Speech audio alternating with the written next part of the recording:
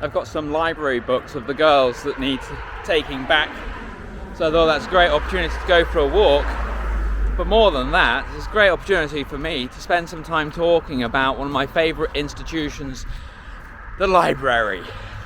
So this you can think of as a love letter to libraries all around the world. With Closely Observed, I'm Christopher Walker.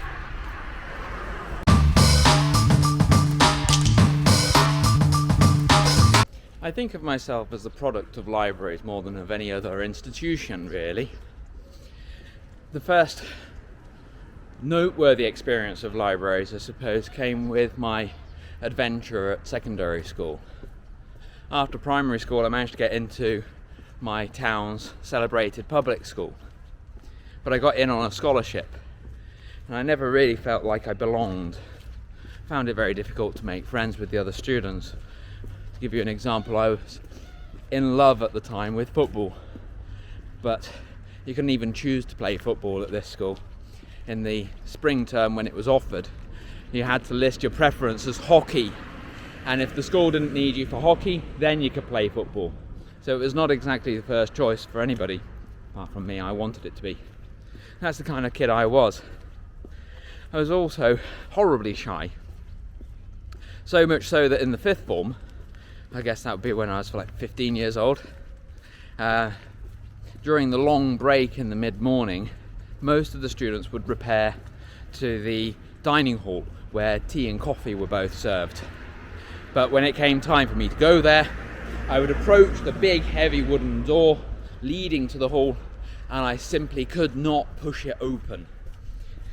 I'm not talking about strength here, I'm talking about the emotional, mental strength. Couldn't push through to the other side and join my peers.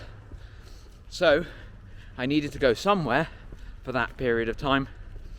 Where else but the library? The library then became a sanctuary for me. And for most of my early years at secondary school, when I discovered the library, it was a musty, dark place with its own special smell. And I loved it. All the books seemed to date from the 19th century. You had old creaking furniture, chairs upholstered in cracked brown leather. Oh, I loved the place because you were supposed to be quiet there. It wasn't a place to go to chat to others. You had to be quiet and read and study. Later, during my A-level years, they refurnished the upstairs area that I'd never actually been to. I was scared by the stairs, I guess. Am I allowed up there? I don't know. But they refurnished it and they set up these little kind of study cubicles. A little desk with a little lamp. I'd never had such a nice place to go and study. So for most of my time at school, the library was where it was at.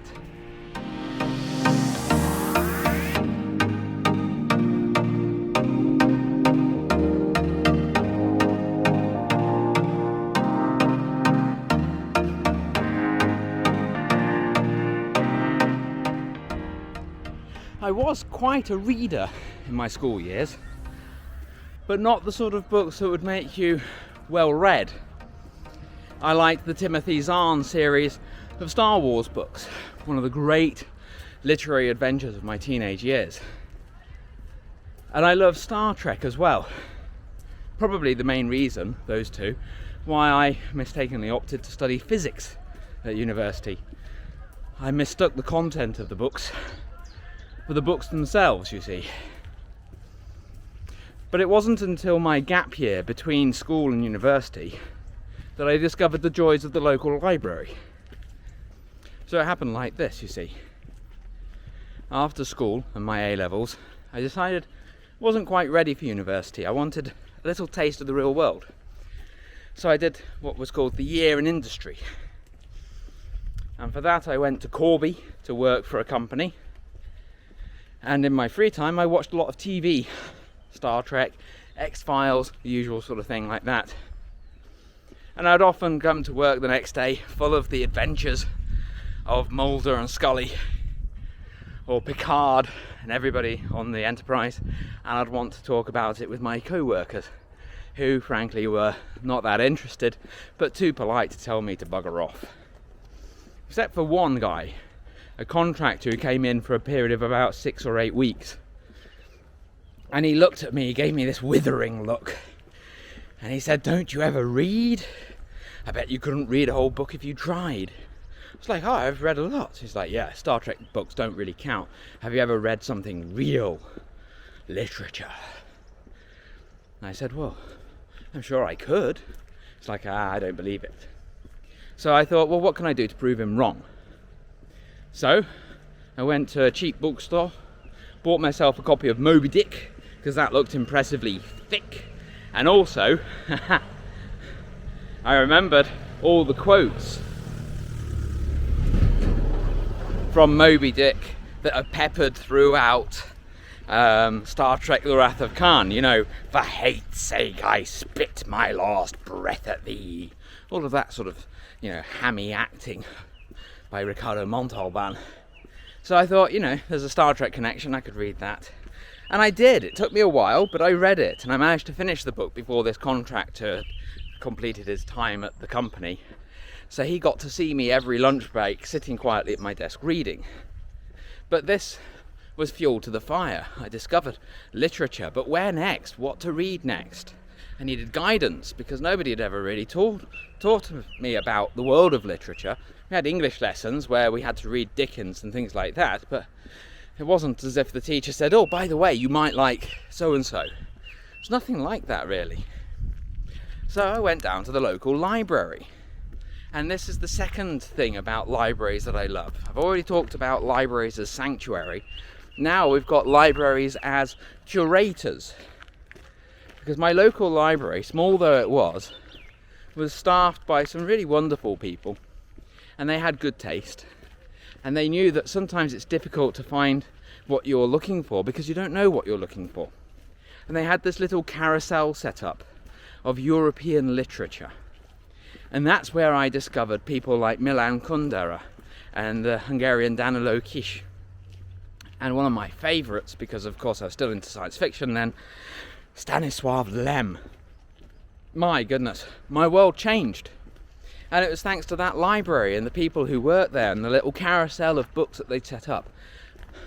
For the rest of my life I will be thankful to these people for doing so. It was inspiring and life-changing, and I suppose in a way it's where my love of the European Union really stems from. The fact that all of these writers now, the countries that they come from are European Union countries. I started to feel myself a citizen of Europe, not just of Britain. Another reason that Brexit hurts so much. When I finally got to university after that gap year, I very quickly fell out of love with physics. It's the way it happens. I wanted to quit, in fact. I wanted to go off and do English instead. But unfortunately, I'd dropped English as an A-level subject before the term had begun a few years previously, because my dad suggested that I wouldn't like the teacher very much and that doing more of the sciences would be useful to me in the future. So I did maths, physics, chemistry, and it really closed a lot of doors for me. So in the end I had to stick with physics. It was hard work. It wasn't who I was. I wasn't suited to that kind of work.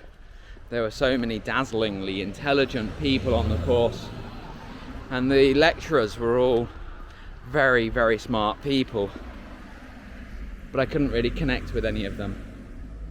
I think the only time that I excelled was on an optional course in the third year, which was called Public Understanding of Science and Technology. Horrible acronym, PUST. Ugh, terrible.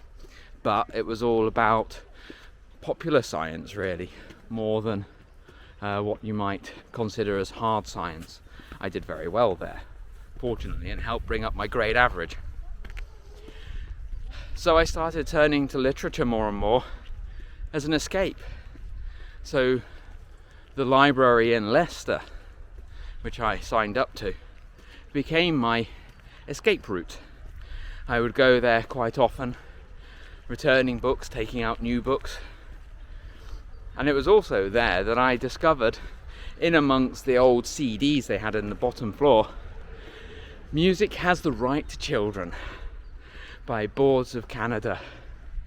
I think that was a landmark moment in my life. I'd never really heard electronica before, electronic music. Boards of Canada is the best place to start. Wow. So many life-changing moments, all thanks to libraries.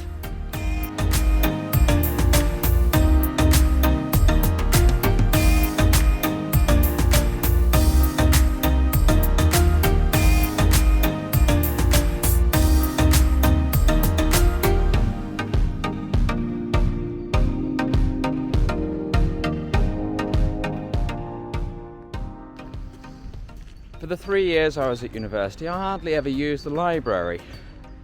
It's a real waste of a resource. The Leicester University has a very good library. Is it David Wilson Library? I think it might be. But that was an opportunity lost. Or was it? Years passed, I moved to Poland and I became an English teacher. But after some time I started to yearn for a better, more fitting qualification, something to add to my CV that would prove who I was then. So, thanks to a hefty loan from my mum, I signed up to do an MA, Masters of the Arts degree in Applied Linguistics and TESOL. It was online, but it gave me access to the digital library, a fantastic resource that I sorely miss now that my degree is finished. But I also got a library card. So whenever I visited my mum in Leicester, I was able to go to the library and use all the wonderful resources there, all the books, and the nice little areas where you could sit and do your studies. I had my Surface tablet with a little keyboard and mouse, and I felt like a proper student. I had just fleeting moments like that, but they were the best moments of my student life. It was like everything came together, and at the library no less. It was, in a way, cathartic.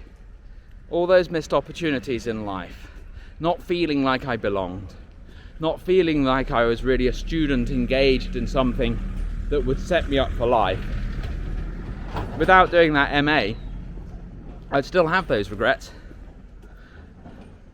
because then I wouldn't have had that last true experience of the library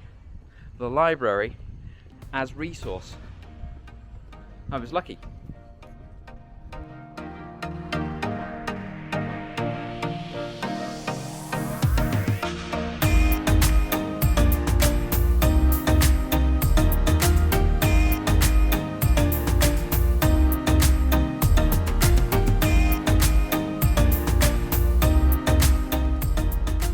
So when I was at school, the library was a sanctuary. Later, it became a sort of curator. At university, it was an escape.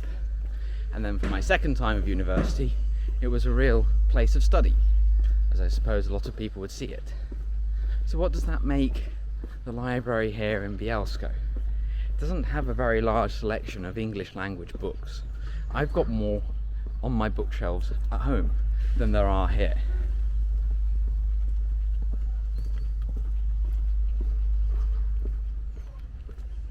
But it has become what some people call, I think, the third place.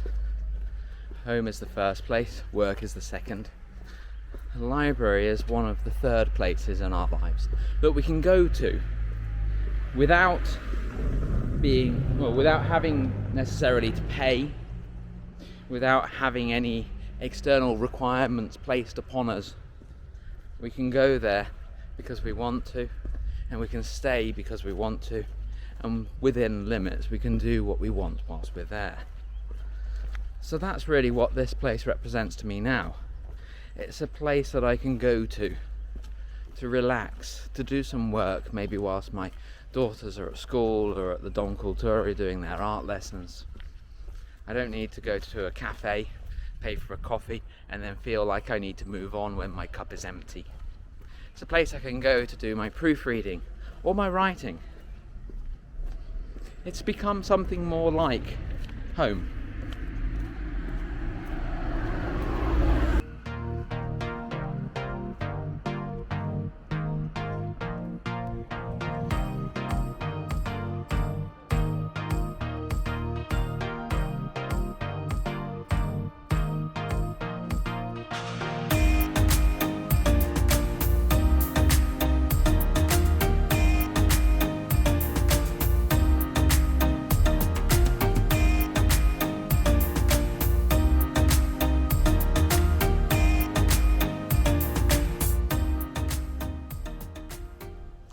sadly, because of the ongoing epidemiological situation that we all know about, it's currently affecting the whole world, the library is closed. I will come back one day to make a video inside. There's nothing special about it, of course. It's more the sense of the place than the place itself that matters. For now, I'm here just to drop off some books and then go about my day's business. Thank you for joining me, and I'll see you next time.